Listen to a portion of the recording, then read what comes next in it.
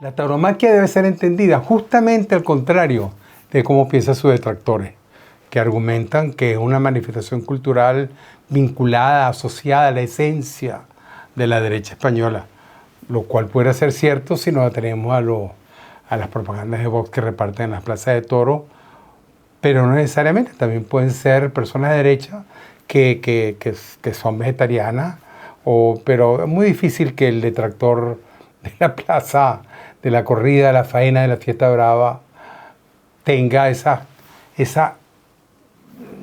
identidad nutritiva, alimenticia, que le haga pensar mal de la muerte del toro. Bienvenidos de nuevo a este programa Ecos de 1886. Bienvenidos al sur del Río Grande, en México, país de grandes toreros y de hermosas plazas, faena y gente, a Venezuela, por supuesto, nuestro querido país, así como a los españoles, desde donde pensamos y grabamos este programa. Y bienvenido, por supuesto, a nuestro amigo, nuestro invitado reciente, nuestro gran y querido amigo César Óscar Sánchez Roitz, microbiólogo, pero gran lector y amante de la fiesta brava desde hace muchísimos años. Gracias. Gracias, Ricardo. Bueno, también saludo a la gente en los Estados Unidos, que también sé que hay muchos seguidores de tus videos allá, ¿eh? También. El día de hoy queremos hablando, como decía, a la corrida. O sea, la corrida es un desafío a la prepotencia humana, porque el torero sabe que puede morir y que puede terminar gravemente herido. Y no solamente con los toreros que están comenzando, los novilleros, sino los mejores, los más experimentados, los que tienen más talento, los que tienen más oficio, los que han tenido la experiencia de miles de toros en su vida, son los que más corren peligro. Y este desafío a la muerte, no al toro, es lo que lo convierte en algo más que un gladiador de circo. O sea, yo creo que el torero subraya y denuncia la prepotencia humana, porque se muestra al pisar la arena tal como es un hombre mortal que está en peligro de muerte y que puede morir en cualquier momento. Pero se ajusta al lenguaje del toro y acepta el reto del desafío. Sí, indudablemente es una manifestación cultural única, ¿no? Donde la muerte no es un hecho que se representa como podría ser una ópera. No, en el toro, pues la muerte existe, está allí, es una realidad en la tauromaquia, ¿no? Y eso ha fascinado a artistas, a literatos, a intelectuales. Esa introducción que hace acerca de la derecha en los toros, pues es una realidad. Hay muchísimos intelectuales de izquierda, poetas de izquierda, Miguel Hernández, Pablo Picasso, que también era un hombre de izquierda, Rafael Alberti, García Lorca, que más que de izquierda, pues sí que era un republicano. Es decir, que ahora mismo el Joaquín Sabina, que es un músico muy conocido, que realmente es un hombre de izquierda. Es decir, que ha fascinado a gente de izquierda como de derecha, como podría ser Camilo Cesela, como podría ser Salvador Dalí, un poco más inclasificable, pero que también era gran aficionado taurino. Es decir, que es transversal, ¿no? De hecho, por ejemplo, uno de los personajes de lo que pensábamos conversar hoy, que Luis Miguel Dominguín, pues era muy amigo de Picasso, que era de izquierda, y su hermano, de hecho, era miembro del Partido Comunista, ¿no? Dominguín, que era su apoderado. Es el apoderado de Antonio Ordóñez. El apoderado de Antonio Ordóñez.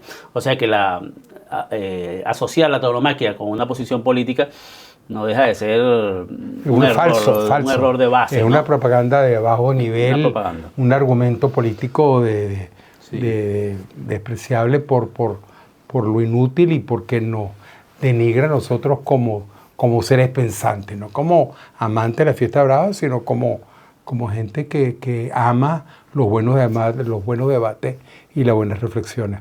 Sí, es un espectáculo que es complejo, evidentemente, que requiere atención, que por eso es que yo creo que en este momento hay un tanto interés de nuevo en la tauromaquia, porque en un momento donde el espectáculo es casi de efectos de segundos, ¿no?, de videos de minutos, de que no llegas ni un minuto y ya pierdes la concentración, el toro, como otras manifestaciones, como podría ser la ópera o otras manifestaciones culturales, te exige atención, te exige estar atento a lo que está sucediendo allí, porque además es real, es complejo, es denso, y eso es que ha fascinado, como veníamos hablando, a tantos intelectuales, sigue fascinando a mucha gente y por eso hay muchísima gente joven ahora interesada de nuevo en la tauromaquia.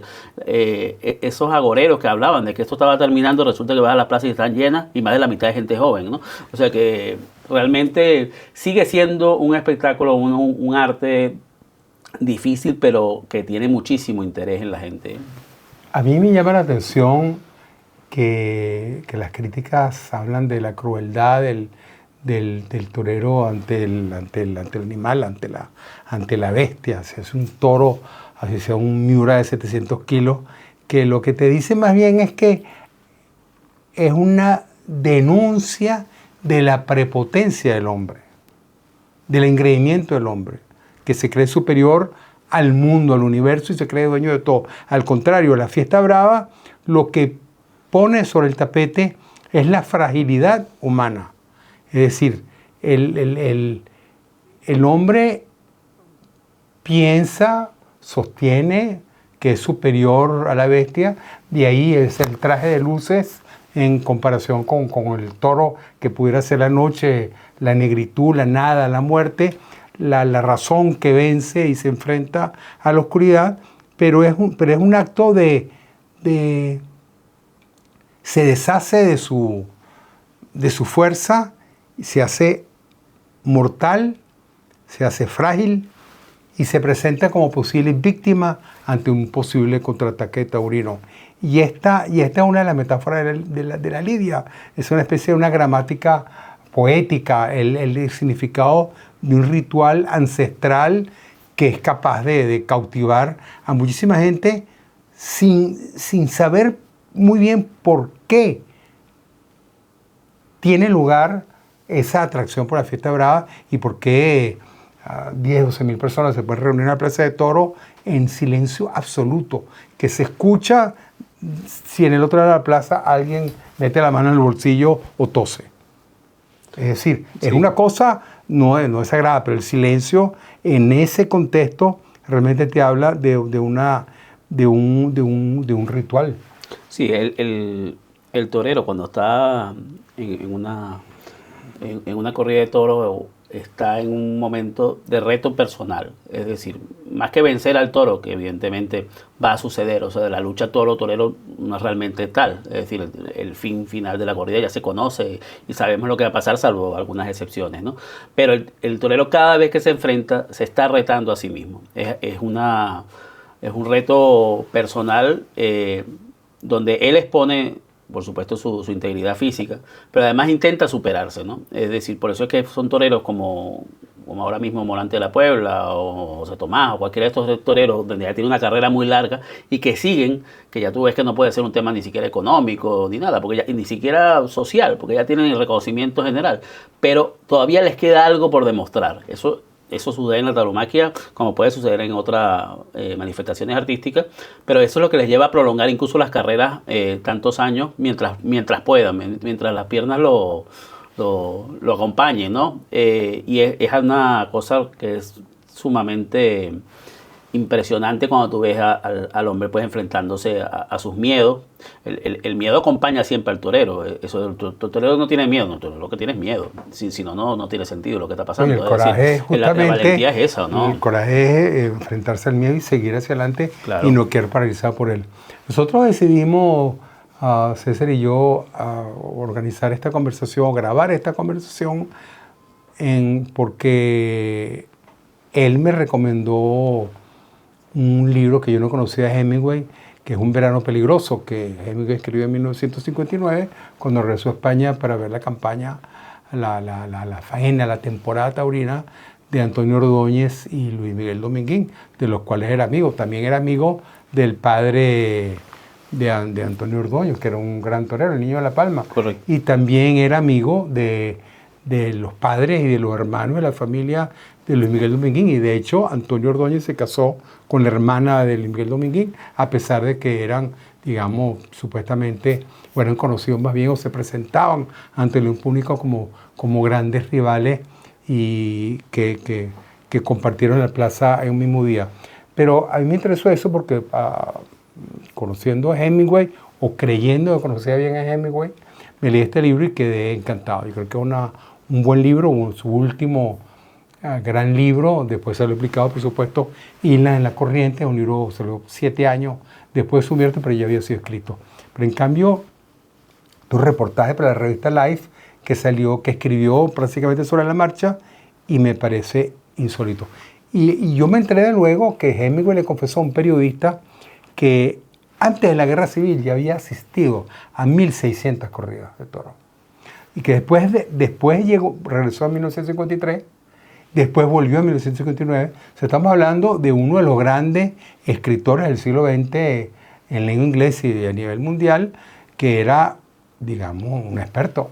Un hombre que había ido a 2.000, 3.000 corridas por lo menos, que conocía muy bien, que había convivido, que había compartido su experiencia vital con toreros y con la fiesta brava de manera muy, muy íntima, muy personal. Y esa faceta de Hemingway me sorprendió un poco porque yo conocía a Muerte en la Tarde, pero este libro que me recomendó César, pues para mí fue un descubrimiento. Muerte en la Tarde es el primer libro de Hemingway que yo leo. Se lo regala a mi papá, mi tío Enrique Barrio, lo recuerdo clarísimo. Mi papá pues habló, creo que ya lo había leído o lo comentaron ambos, y yo enseguida me lo apropié sin pedir permiso, siendo yo un adolescente. Y es interesante porque Hemingway, cuando escribe Muerte en la Tarde, ya había escrito Fiestas, que es más bien una novela, también donde el tema taurino acompaña toda la novela, pero Muerte en la Tarde es más una especie de libro-reportaje donde habla sobre la tauromaquia y profundiza bastante cuando realmente tenía pocos años de aficionado. Sí, pero es más teórico, no hay... Es más teórico y te da muchísimos datos históricos bien interesantes. Ya digamos su opinión técnica acerca de la tauromaquia puede ser discutible, porque realmente era un aficionado que tenía 4 años viendo toros, no era, digamos, un experto todavía, pero se aventura con esa valentía, digamos, que tiene incluso para meterse en un tema espinoso como es la tauromaquia en ese momento, y él escribe sobre el asunto, ¿no? Y efectivamente se vuelve un aficionado, vamos, total a la fiesta, ¿no? No solamente en Pamplona, que evidentemente, bueno, Hemingway es para mí un influencer de esa época, ¿no? Donde pone de moda una fiesta local como eran los Sanfermines, y todavía sigue estando lleno de norteamericanos que vienen años a mirar cada año, a mirar la fiesta, ¿no? Porque él, que sí vivió Pamplona, vivió la fiesta desde todos los ángulos, estuvo ahí presente, iba todos los años. De hecho, cuando muere Hemingway, tiene los tickets para ir a Pamplona, que salía 3 días después, ¿no? Que evidentemente no completó el viaje. Pero no solo Pamplona, él estuvo recorrió toda la superficie española y Francia también. Francia. Sí. Pero cuando él vuelve en los 50, cuando escribe este libro que estamos conversando, del Verano Peligroso, ya lleva mucho tiempo sin venir a España. 14 años después de la Guerra Civil, por razones obvias, no venía. Y claro, ya no es como ahora, donde tú puedes tener una persona. Yo ayer estaba hablando con un amigo, el doctor Raúl Story, que estaba viendo la corrida desde Florida, la corrida de Madrid por televisión. Eso en los años 40, 50, eso era impensable. O sea que él llevaba 14 años sin ver toros en líneas generales, porque en Estados Unidos no había fiesta, ¿no? Y se reencuentra con la fiesta una vez que regresa, la encuentra cambiada, y eso se ve en los libros, critica cosas, algunas con mayor o menor razón, pero él da su opinión, porque Hemingway, como diríamos aquí en España, pues se moja, ¿no? Él no tiene miedo a opinar sobre una cosa u otra, ¿no? Y bueno, pues sí, refleja el mundo de los toros de los años 50 y sobre todo esa campaña del Verano Peligroso que llama él, que es ese enfrentamiento entre Ordóñez y Dominguín, o esa competencia, más que enfrentamiento, que fue real, evidentemente, y que ellos mismos testimonian, ¿no? De que sí sucedía, ¿no? Y claro, estamos viendo dos Hemingway. Bueno, un Hemingway que ya en ese momento es un hombre mayor, que además se acerca al final de su vida, que él lo siente, lo habla, donde la muerte la tiene ahí, digamos, rondando. Y claro, es muy distinto al tono de los libros de los años 20, ¿no? De los años 30, donde hasta el nombre son festivos, ¿no? Con todo lo que estaba pasando, ¿no? Pero sí, aún así es otro tono, ¿no? Pero de todas maneras, Hemingway siempre cortejó la muerte. Sí. Siempre la idea de la muerte lo sedujo y practicaba deportes muy violentos, como el boxeo, y se iba a cazar a leones al África, porque el cazar leones, a pesar de estar con un rifle, es un deporte inclusive más peligroso que la fiesta brava, que la faena para el torero. Es decir, y después aceptaba los reportajes más complicados como era, digamos, estar en el frente republicano en plena ofensiva nacionalista o estar al final de la Segunda Guerra Mundial y, digamos, y burlarse de André Malraux porque no estaba a la altura de él en su coraje, en su desafío, en los riesgos que tomaba. Es decir, y hay actividades deportivas muy peligrosas. De hecho, el boxeo, se calcula que la proporción de muertes relacionadas con el boxeo son 60 muertes a una por la fiesta brava.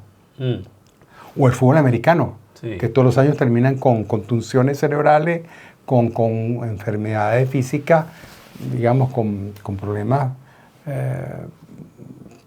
cuerpos destruidos de grandes atletas por un deporte, pero nadie dice nada de eso. Sí. Pero la fiesta brava no es.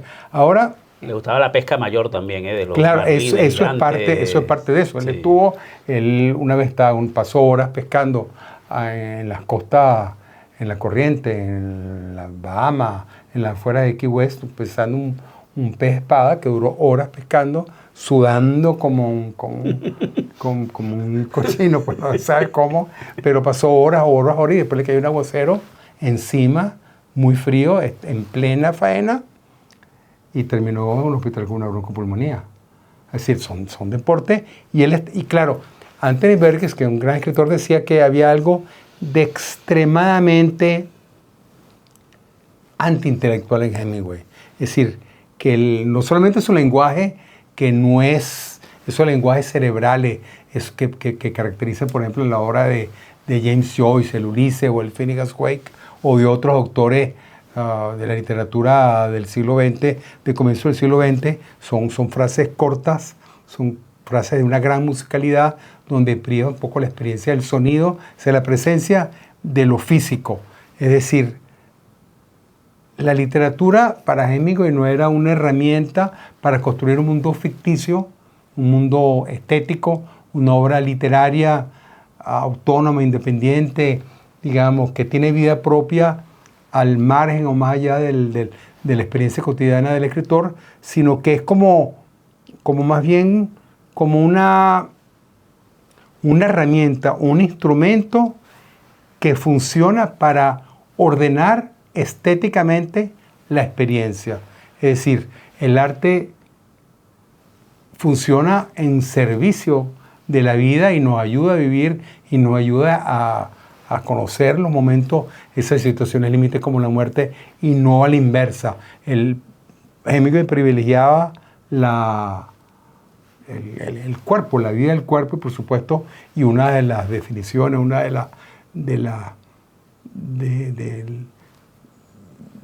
de los hechos fundamentales de la vida del cuerpo es que se va a morir.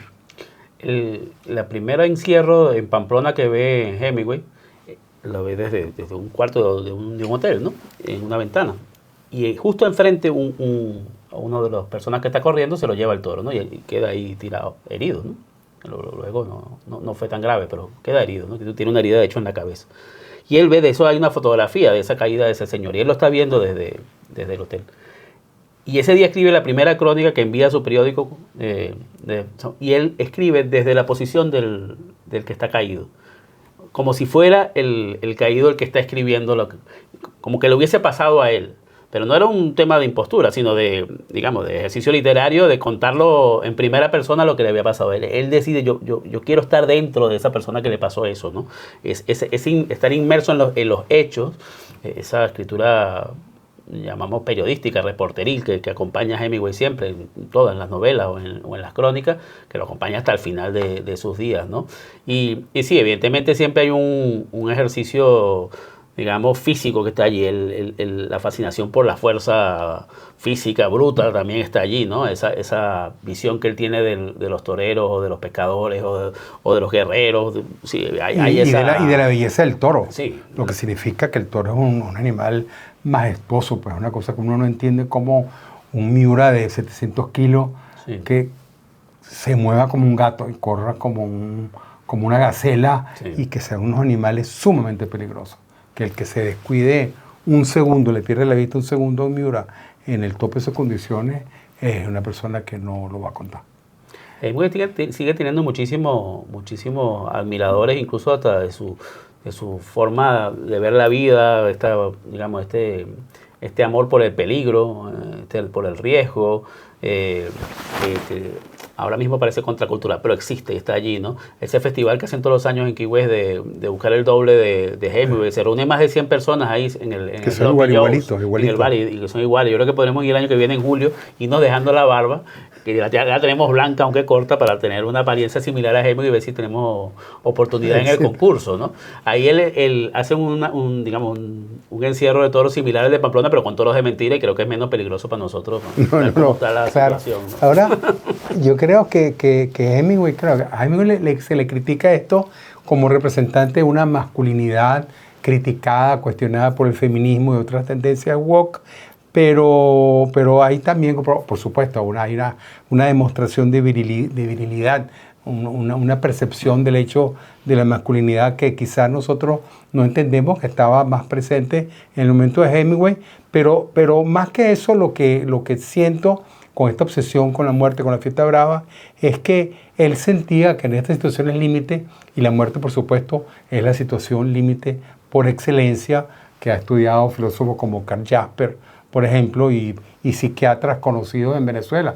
El mismo Carlucho Rojas Malpica que ha escrito sobre el tema, sobre las situaciones límite, de la revelación, o sea, digamos que como si se despertara una percepción, una intuición, una toma de conciencia de lo que significa la vida en el momento de mayor cercanía o de mayor presencia de la muerte. Cuando la muerte nos acompaña en ese momento, somos capaces de entender. Y eso sentía Hemingway, y hay una filosofía importante, digamos, profunda, que está presente en sus obras, pero que no hacemos, no nos vamos a poner a pensar en filosofía cuando estamos leyendo ¿Por qué no la campana? O cuando estás viendo inclusive la película que se hizo muy buena sobre él, pero tú lees ¿Por qué no la campana? Y tú no vas, estás pendiente de los personajes de Robert Jordan, de Pablo, de Pilar, de María, interpretada por la Berman, y tú no vas a estar pensando en filosofía, en esas reflexiones sobre el momento de la muerte, pero están allí, pero están tan escondidas, tan encarnadas en la presencia, en la narrativa, en lo que está ocurriendo, que a veces ni los mismos personajes son capaces de pensar claramente sobre lo que les está ocurriendo en relación con el sentido de la vida y la muerte, pero lo intuyen, así como uno, como lector, es capaz de intuir que detrás de una explicación del refuerzo militar del ejército republicano ante un avance nacionalista, ahí hay algo más que es justamente esa reflexión estética que es sumamente importante. Sí, bueno, cuando uno se acerca a una figura histórica, pues como es Hemingway, también Hemingway es un hombre de su época, una persona de su época. Juzgarlo con los criterios actuales en cuanto a temas como eso de la masculinidad también está fuera de momento, porque cada momento es como es, ¿no? Lo que sí es que uno no debe abordar una obra literaria con prejuicio, ¿no? Porque si tú realmente ves a una obra de Hemingway, por ejemplo, hay descripciones acerca de los toreros donde habla de la belleza masculina sin ningún complejo, ¿eh? Que podría decir uno, bueno, esa masculinidad tóxica a la cual le acusan, resulta que habla de los hombres cuando lo describe al torero, pues con muchísimos sentimientos. O sea que es un poco más presa del prejuicio ese tipo de criterio. Pero Hemingway en sus obras tiene cosas muy bonitas. Decir, por ejemplo, pero porque lo asocian a la fiesta brava. Y tratan de denigrar de la obra de Hemingway y del propio Hemingway. Sí, por ese motivo. Por una razón, cualquier excusa es válida para atacar una posición cultural asociada con un pensamiento de derecho reaccionario, entre comillas. Sí, pero tú ves en las páginas de Hemingway muchísimas referencias a la amistad, muy bonitas las descripciones de lo que es la amistad. De hecho, su misma amistad en el último libro que estamos comentando, del Venado Peligroso, con Ordóñez, con una amistad casi paterno-filial, porque es mucho mayor y lo cuida, cuando es herido le cura las heridas. El enfermero y lo acompaña por todos sitios. El médico le da instrucciones a Hemingway como si fuera enfermero. Sí, e incluso el apasionamiento por su torero, en este caso que es Ordóñez, como en otras épocas fue Nicanor Viñalta de los años 20, es decir, esa pasión donde él, evidentemente en el libro y en las crónicas que escribe para Life, él toma partido por Ordóñez con respecto a Dominguín, evidentemente que él está a favor de Ordóñez. Pero lo explica. Pero le explica por qué. Intenta explicar sus razones y da a conocer sus motivos, lo cual hace que el libro, digamos, sea más apreciado por los expertos en la tauroma que hoy en día que en Muerte en la Tarde. Claro, y eso es propio, además del aficionado taurino. O sea, vivir la fiesta con pasión acompaña a cualquier taurino. Y cuando eres escritor y además eres taurino, pues también eres un apasionado. Por ejemplo, este año salió, el año pasado, a finales del año pasado, una biografía de Morante de la Puebla por Rubén Amón, que es un buen periodista y escritor, donde Rubén Amón dice, y más lo dice en entrevistas, que para él Morante de la Puebla es el mejor torero de la historia. Eso es hiperbólico, evidentemente. ¿Cómo sabes tú si es el mejor torero de la historia? Si no viste al siglo XIX ningún torero torear, en el siglo Belmonte, no viste a Belmonte, ni a Joselito, ni a Manolete, ni a Ordóñez, ni ninguno de ellos. Pero nada, para él es mejor y lo argumenta, y está bien. Eso sirve para la polémica, ¿no? Claro. Y cuando el mismo Hemingway en su libro a veces critica algunas cosas de Dominguín, como dice que hace trucos, no, él hace trucos o toros que no tenían integridad en los cuernos. Esas críticas veladas allí que le hace a Dominguín, eso pasa día a día. Yo estuve, por ejemplo, el día de la jornada de Rocarrey este año aquí en Sevilla, estuve antes de los toros esperando allí a un amigo y había unos aficionados conversando, los que yo no conocía, pero eran buenos aficionados, que les gustaba. Y entonces estamos hablando de toros y me preguntan por Rocarrey y yo digo, bueno, Rocarrey lo que sí tiene que es un torero muy valiente. Y uno de los que está ahí dice, esa valentía tiene truco. O sea, la misma expresión que usa Hemingway con respecto, tiene truco. Sí. Que por cierto, tanto truco no tendría porque ese mismo día tuvo una jornada gravísima. O sea que no, lo del truco es muy relativo, ¿no? Claro, yo creo que esto que tú hablas, esa valentía, ese coraje, una de esas intuiciones o que esas impresiones que uno tiene cuando está en una corrida. Me ha ocurrido viendo a Morante. Yo a Morante estuvo presente en esta serie cuando tuvo el accidente con el toro, no fue corneado, pero también lo he visto en años anteriores. Una vez lo vi que un toro levantó a Morante como 3 metros sin herirlo, pero logró, como si fuera un papelito, pues subirlo hacia el... Esperó sin moverse el toro. Cuando cayó Morante intentó cornearlo y el pitón cayó entre las piernas y no le pasó nada. Y Morante se levantó como si hubiera estado viéndose en el espejo a peinarse y enfrentó el toro y cortó 2 orejas, 1 oreja, no me recuerdo. Pero es una cosa de un control, de una valentía, de que eso nos hablan, esa es una de las metáforas de la fiesta brava, es decir, es la posibilidad de enfrentar el momento presente, el instante, la vida misma en un determinado momento, el caso del torero, frente al toro, como si fuera nuestro último momento sobre la tierra. Que esto pudiera ser una historia, un cuento zen del budismo japonés, pero no, la faena le exige al torero, no es un truco, es un compromiso, es una dedicación absoluta que requiere minutos que se hacen eternos, de una concentración que está a años luz de la superficialidad con que tanta gente de hoy navega el TikTok, las redes sociales en busca de una noticia simpática o algo que le llame la atención. Es decir, el torero al enfrentarse al toro no solamente debe estar al 100% de sus condiciones físicas, sino al 100% de una lucidez psicológica y que también tenemos que llamar filosófica o existencial, no es decir religiosa, aunque ellos están entregando y ofreciendo a la Virgen y tienen su altar y ofrecen la corrida con una gran pasión, con una gran fe que tienen. La película que ha tenido bastante repercusión en los últimos años, la de Tardes de Soledad, de Albert Serra, refleja bastante bien ese mundo interior del torero, en este caso de Rocarrey, ¿no? Una bella, hermosa está película. Muy bien hecha la película y y ha tenido muchísimo impacto. Yo creo que por lo mismo que conversábamos al principio, porque enseña algo que es verdad y cuando tú ves algo que es verdad, pues siempre impresiona, ¿no? No que sea un documental, que también es una especie de documental, sino que lo que está sucediendo ahí es muy verdadero. Y hay gente que incluso lo critica porque es muy fuerte en algunas imágenes y otro porque es muy suave en otras imágenes. O sea, que genera polémica al que le gusta y al que no. O sea, que no deja indiferente a nadie, como la tauromaquia, que es muy difícil que te deje indiferente. Si te gusta o no te gusta, sí, es como la ópera. Sí. ¿Te gusta del comienzo o te disgusta y nunca más va a existir? Pero hay algo importante, y con esto quería finalizar, que es la fe del torero, la religiosidad del torero.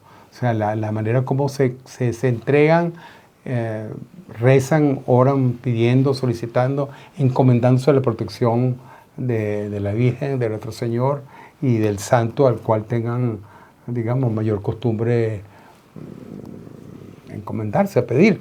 Pero hay algo también que no se sabe, que Hemingway rezaba y él sabía que Antonio Ordóñez y Luis Miguel Dominguín iban a una posible muerte, iban a poner en riesgo su vida. Los quería tanto que él sabía, mi vida ha sido un desastre. O sea, alcohólico, mujeriego, una vida disoluta, un hombre que se desayunaba cuando vino a España con 3 botellas de vino, o sea, un exceso, un hombre que medía 1,90 m, pesaba no sé cuántos kilos, una nevera de humanidad que aguantaba una pela de alcohol que nosotros no somos capaces ni queremos aguantar, pero que él tenía la necesidad de rezar. Entonces él compró o se inscribió, se hizo miembro de una asociación profunda, de un seminario de jesuitas en Illinois, en Estados Unidos, y que él aportaba mensualmente ese fondo o anualmente para la graduación de estos sacerdotes. El único compromiso que tenían los sacerdotes es que ellos iban a rezar por quien esa persona que había tenido el fondo. Es como yo te voy a financiar, te voy a dar una beca para tus estudios como sacerdote, y tu única, digamos, contraparte no, tu única obligación va a ser rezar. Entonces, yo digo, que un hombre haga eso, que un hombre se sienta inadecuado para orar, para rezar, para pedirle a Dios y para recomendar a sus amigos a la protección de la Virgen y de los santos, pero que se siente incapaz de hacerlo, habla de una fe muy fuerte. Sí. Eso no lo hace un ateo. Es así, el catolicismo de Hemingway, muy complicado de mirarlo, pero él era profundamente católico, ¿eh? Y cuando rezaba muchas veces dice, lo deja escrito, yo por mí mismo no puedo rezar, pero voy a rezar por Antonio, que va a torear esta tarde, o por Luis Miguel, que es su rival. O sea, él pone la oración allí porque lo acompañaba, ¿no? en ese proceso. Y esa parte es muy interesante y poco estudiada, ¿eh? Sí. De esa parte religiosa del propio Hemingway, ¿no? Pero sí, la rivalidad que está presente en este libro, pues sigue presente en el mundo de hoy, porque tú cuando ves a Morante y a Rocarrey, pues hay una rivalidad allí. De hecho, no es el verano peligroso de Hemingway, para mí fue la primavera peligrosa de Sevilla, porque los dos salieron heridos porque hay una rivalidad real. Y eso sigue siempre existiendo, ¿no? Eso vamos a comentarlo en otro programa que vamos a grabar también, otra conversación. Perdón.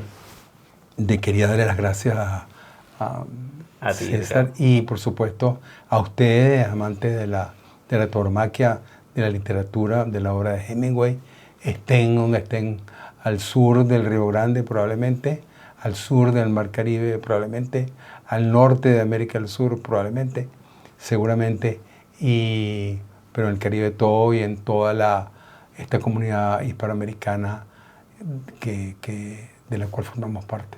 Muchísimas gracias y hasta la próxima.